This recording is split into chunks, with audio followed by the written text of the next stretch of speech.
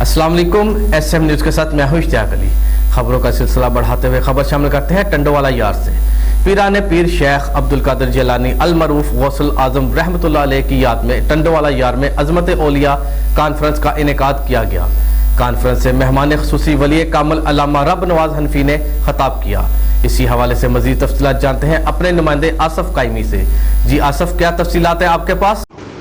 जी, पीराने पीर शेख अब्दुल कादिर जिलानी अल मारूफ गौस आज़म की याद में शहबाज कॉलोनी टंडोवाला में अज़मत औलिया कॉन्फ्रेंस का इनेकाद किया गया। कॉन्फ्रेंस से खिताब करते हुए मेहमान खुसूसी वली कामिल अल्लामा रब नवाज हनफी ने कहा कि औलिया कराम ने इस्लाम की सरबुलंदी के लिए दुनियाई ख्वाहिशों को छोड़ दिया था। ख्वाजा मोइनुद्दीन चिश्ती की दावत से 90 लाख हिंदू बिरादरी के लोगों ने इस्लाम कबूल किया। मजदद अल्फसानी ने जब देखा कि ज़मीन कांप रही है यानी ज़लज़ला आ गया है तो इन्होंने अपनी मिसवाक ज़मीन में गाड़ दी और ज़मीन थम गई। इस मौके पर मौलाना हयात हैदरी, मौलाना काशिफ हनफी, सैयद रशीद अहमद शाह, सैयद मूसा शाह, मौलाना असगर थेबो और शहरियों की बड़ी तादाद मौजूद थी। जी बहुत शुक्रिया आसफ तफसीलात से आगाह करने के लिए।